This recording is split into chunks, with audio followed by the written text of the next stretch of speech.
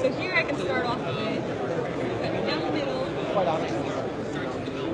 and then from here I can show the anatomy as it was at the time of death.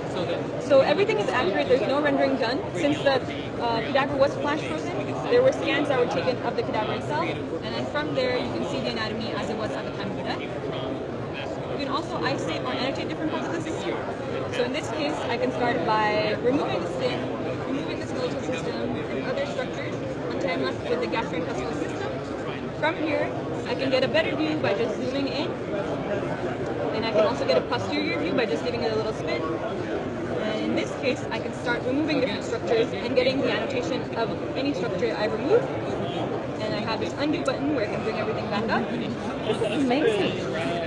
And in this case, you can also have concurrent views of, let's say, the muscular system and skeletal system, and also start removing different areas to see regional anatomy and other types of anatomy as well at the same time. If you don't want to look at the anatomy as a whole, you can also see regional anatomy. So in this case, I have the female head and neck. To mimic something that you'd find in surgery, you can also do natural cuts. So in this case, I have an incision made, and you can also see the relationship between the skin, the fat, and other structures. And as I showed earlier, you can go ahead and also remove structures here and press this undo button. And what's interesting is these are actually the scans that were done from the cadaver.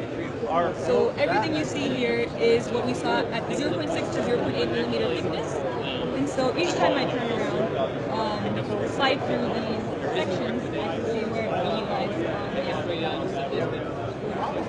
and you're not just limited to the head and neck, you also have areas like the brain, large areas like the thorax and the abdomen, all the way down to the leg and foot. And what's most interesting to me is you can load in your own patient CT or MRI scans, and from there you can get a 3D model of what you're seeing. So here we have a post-operative scan of a patient with a brain aneurysm, and this is the actual CT that was provided. You can go ahead and slide through the CT and see exactly where the clips were placed as well. So if I go down here, it'll show where it is here. And same functionality as before. You can go ahead and make a quick cut into the 3D model and see where the clips were placed as well. So it's kind of more intuitive when you see something in 3D, where the clips are placed rather than just focusing on a CT. And then you can also add in some vasculature if needed. And you can also move it back down. There's other ways where you can utilize this where I bring in transparent soft and hard tissue. And so in this case, you still see where the clips were placed.